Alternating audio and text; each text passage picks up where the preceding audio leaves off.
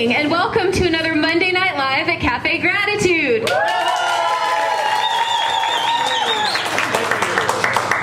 You guys are awesome. Thank you. So tonight, I'm going to just read. Please, here's a little something I put together for Chaya. So tonight, raw pastry chef, she's Cafe Gratitude. She was the bakery supervisor. So Chaya is a raw food chef, raw food pastry chef, educator, and promoter of vibrant health here in the Bay Area.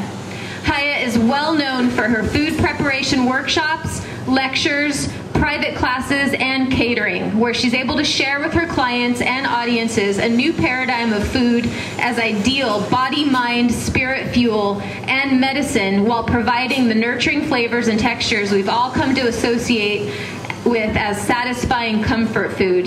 Chaya trained for 2 years as an apprentice with Master Chef Elena Love, and together they catered at raw food retreats and private events, taught classes, and opened a raw food cafe, which was Cafe Solstice in San Mateo. Chaya also spent 6 months apprenticing in the art of raw chocolate. Until very recently, she was the bakery supervisor at Cafe Gratitude Central Kitchen. And she's here with us tonight to share with us her very colorful life, one that she considers to be a very wild ride. So here is Chaya-Ryvka talking about the many journeys of a lifetime. Thank you, Chaya. Thank you, Shay. Thanks for your warmth and for all being here. I have my little notes. I'm actually really not accustomed to just speaking in front of audiences. Normally I have a table with all of my equipment and I'm showing you how to make amazing raw desserts or raw food. So this is something brand new for me. Thank you for being such a warm audience. And basically Shay asked me a year ago, I think, when I was here with Elena and she was giving her, her lecture or her Monday Night Live talk. She asked me if I would like to come sometime, and I said, yeah, for sure. And then it came up more recently, like, okay, so let's do this. And I thought, okay, well, that's great. What am I going to talk about? Because normally I'm up there talking about how to make amazing desserts and demoing how to make amazing desserts. And so in thinking about this, I came to realize that everyone who's coming here has a similar focus of wanting to get healthier in their lives, of being on a path of wanting to really wake up to their potential. And we've all been through different experiences in life. And I thought, well, you know, I've been through a lot of pretty wild experiences, and perhaps just sharing that is what I should talk about, because I don't have the extensive background in nutrition. I know a lot, and I share a lot when I teach my classes, but what I really know is how to make amazing food and how to make it taste really good and look really beautiful. And what I know as well is what I've been through and what I continue to go through and the challenges that I'm faced with on a day-to-day basis with my own life circumstances. And I thought, you know, a lot of people have similar lives where it's not just the perfect it's not the perfect environment to go 100% raw and everything is perfect all of a sudden. They go from being one way to being another. You know, most of us have hills and valleys that we go over and go under, and so I wanted to just share with you an intimate look into my own life, and perhaps you'll be inspired, or perhaps you'll just have a night where you get to hear someone else's story. But overall, I just thought I would take this opportunity to share. And I'm going to sit down while I do that. So, hi. So I'm actually going to go back and just start from the very beginning of my own life and where it came from. And where that is Novato, California. I was born to a hippie mommy and a sailor daddy at my grandma's home, surrounded by family, all of my grandparents and my sister. And I have a memory of this, a slight memory still of being born in the home.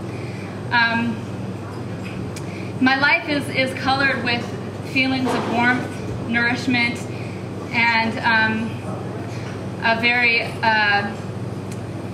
very secure home home life to a certain degree.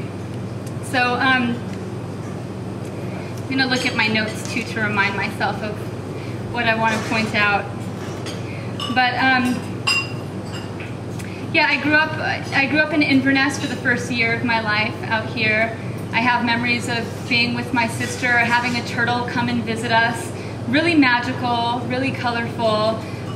Food was always a part of my life, being on the table while my mom was baking bread, and I remember, you know, still not walking but being covered in flour or paint, and just seeing all of her artistic and homemaking creative endeavors all around.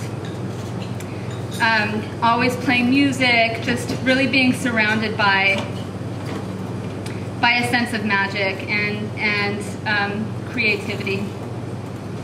When I turned like 1.5, and I do have these young memories. I moved to Los Angeles. I don't have a lot of young memories of my father. He was a wet alcoholic until I was 3 years old, and he became sober on my 3rd birthday, which we have fun remembering. I had fun as a child remembering, because whenever I'd celebrate my birthday, if I was 6 years old, he was just 3 years old. And when I turned 30, he turned 27, right? Yeah. So we moved to Los Angeles. I moved in with my mother and my grandmother and my grandfather down there. And I have a lot of memories of a very cultural life. They would, you know, take us places and have a lot of entertainment at the house. My sister and I would always dress up and dance for the guests that would come.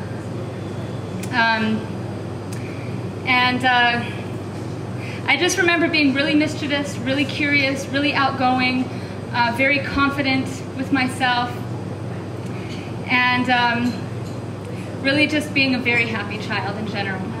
I remember nursing from my mother still. I remember going from nursing to being on a sippy cup, and going from a sippy cup to eating whatever food they would eat by her grinding it in a grinder. I always had a lot of really nurturing, whole, homemade food. Food was always a big part of my life. When I came into like a preschool age,